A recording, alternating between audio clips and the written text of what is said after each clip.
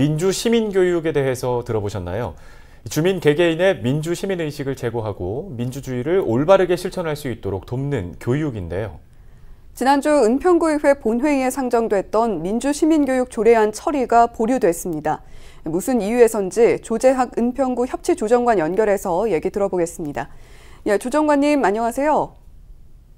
네, 안녕하세요. 은평구 협치조정관 조재학입니다. 반갑습니다. 네, 우선 민주시민교육이란 무엇이고 주민들에게 어떤 영향을 줄 수 있는지에 대해서 설명을 좀 해주시죠. 네, 그러니까 한마디로 우리나라 체제가 민주주의 체제지 않습니까? 그래서 민주주의 체제에서 우리 주민들이 어떤 주권자로서 더 나은 삶을 살도록 도울 수 있는 그런 교육이고요. 그래서 무언가를 가르친다기보다는 주민 스스로 복잡한 사회 문제에 대한 답을 찾아갈 수 있도록 돕는 교육을 의미하고요.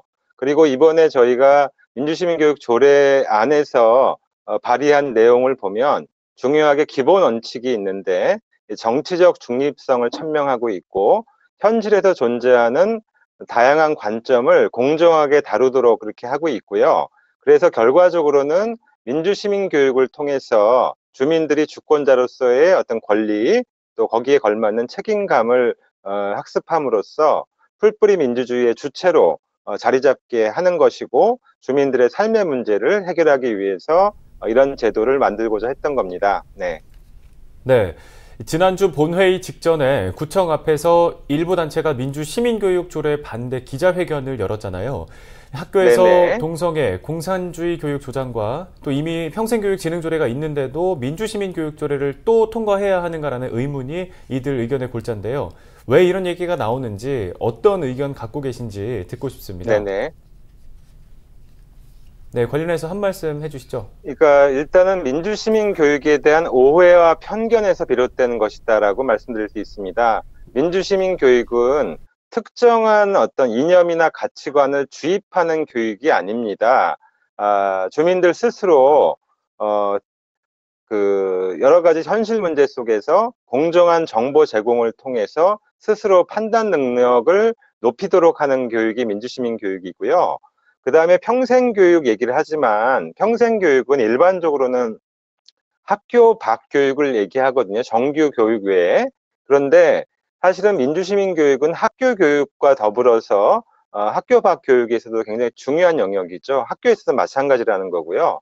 그래서 그런 식의 평생교육과 민주시민교육을 구분해서 접근하는 것 자체가 바람직한 시각은 아니라고 보여지고요. 그러니까 한마디로 얘기해서 민주시민 교육이 굉장히 중요하기 때문에 그걸 제도적으로 만들고자 하는 건데 그거에 대해서 반대를 위한 반대 아닌가 이렇게 생각이 됩니다. 네. 예, 일단 조례안이 보류가 됐습니다. 앞으로 계획은 어떻게 되는지 궁금하고요. 또 조례안이 통과되면 어떤 사업들이 펼쳐질 예정인지도 알려주시죠. 네, 일단 보류라고 하는 것은 부결하고는 의미가 다르기 때문에 우리 이제 은평구 의회 의원님들이 시간을 가지고 민주시민 교육에 대한 전반적인 내용 검토와 조례안에 대한 검토를 통해서 합리적으로 잘 판단해 주실 거라고 기대를 하고요. 그래서 저희들은 정치적 중립성을 핵심으로 하는 민주시민 교육 조례가 특별한 문제 없이 통과될 것으로 기대를 하고 있고요. 그리고 이 민주시민 교육 조례가 근거가 돼서 주민들을 위한 다양한 어떤 교육들을 진행할 수 있는데 대표적인 몇 가지를 말씀드리면 마을 주민들과 소통하는 마을 미디어 만들기, 그다음에 수어로 만나는 문화 다양성, 그다음에 이주 외국인 대상. 이분들은 한국을 잘 모르시잖아요. 한국의 법을 알려주세요. 한국의 실정법을 배우는 거. 그다음에 은평 어린이 세계 시민 교육과 기후 변화에 대응하는 어떤 시민의 역할 관련된 그런 교육 등을 진행할 예정입니다. 네, 잘 알겠습니다. 오늘 관련해서 도움 말씀은 여기까지 듣겠습니다. 지금까지 조재학 은평구 협치조정관이었습니다.